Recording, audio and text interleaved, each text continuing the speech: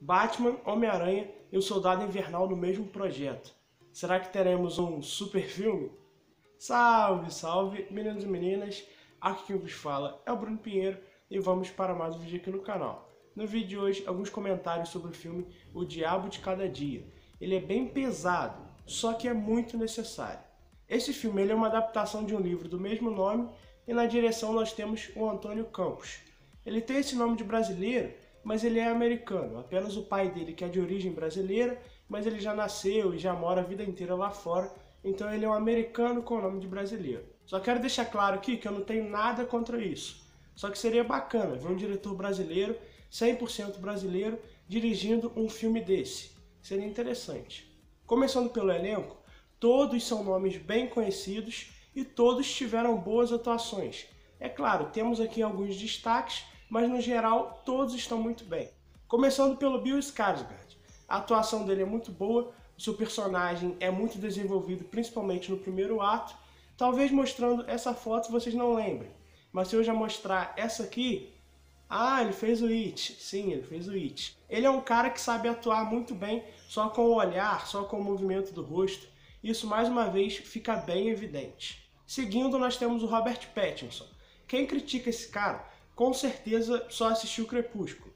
É claro que aquele filme é ruim, a atuação dele é ruim, mas ele é um ótimo ator. Se, por exemplo, você assistir O Farol, você vai ver o nível de habilidade que ele tem. E aqui ele está muito bem.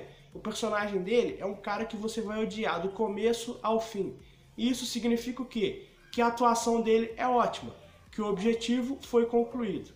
O Jason Clarke e a Riley Keough eu queria ter visto um pouquinho mais, mas o pouco que eles aparecem também rendem ótimas cenas. Os seus personagens são ótimos. O Sebastian Stan está ali na média, ele não faz nada demais, mas também não compromete. Só que o grande destaque é, sem dúvida, o Tom Holland. O seu personagem é muito complexo, sofrido, e ele consegue transmitir isso muito bem. Começando pelos pontos positivos, a montagem é muito boa. Ela tem alguns cortes que são exatamente no momento certo.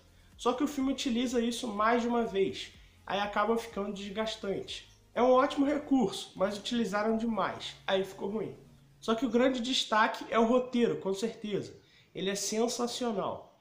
Consegue contar as 4 histórias de maneira separada, mas ao mesmo tempo elas estão incluídas na mesma narrativa. É uma ideia muito arriscada fazer o que esse filme fez. Logo me lembrou um pouco Pulp Fiction. É claro que a montagem é diferente, mas lembra sim um pouquinho. Falando nisso, nós temos pelo menos 2 diálogos que me lembraram bastante os filmes do Tarantino. Seja ele Pulp Fiction, Django Livre, Bastardos Inglórios.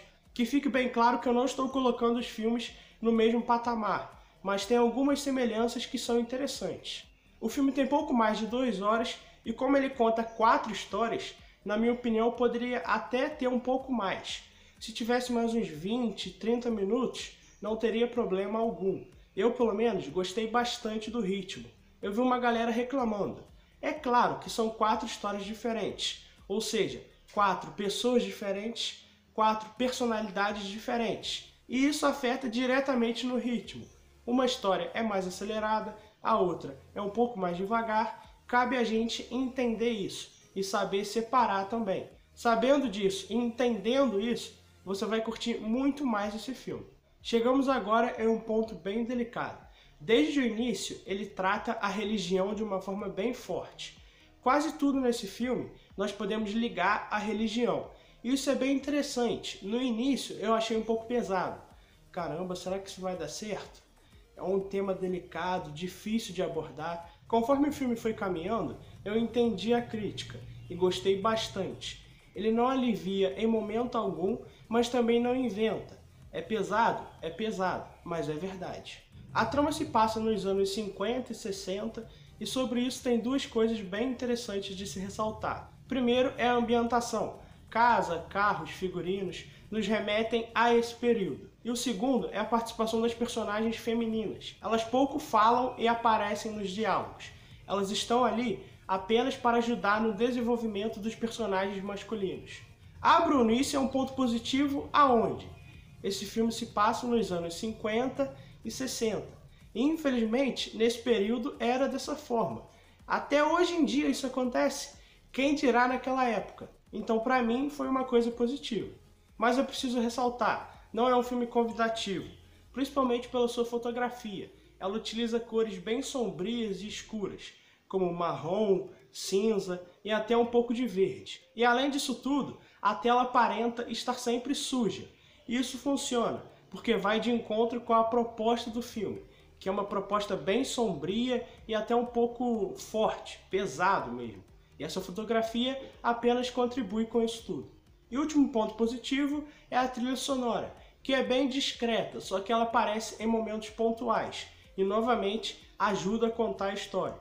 É um elemento que eu sempre reparo, porque eu gosto muito da trilha sonora, e aqui ela participa muito bem.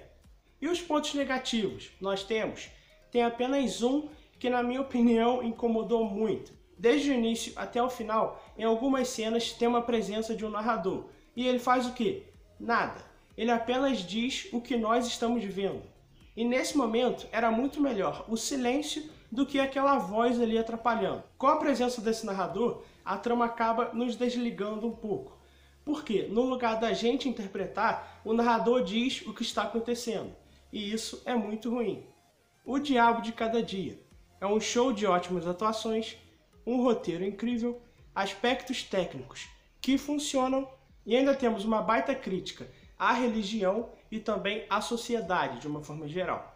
Era um filme que tinha potencial para a nota 10, a minha nota estava bem alta, só que alguns elementos me incomodaram um pouquinho. Por exemplo, se não tivesse esse narrador e o filme tivesse mais uns 25 minutos e trabalhasse alguns personagens de uma forma diferente, com certeza o 10 era garantido. Mas não foi o que aconteceu, então nota 8,5. Mas mesmo assim é um baita de um filme. É isso aí, tamo junto, forte abraço, valeu e fui!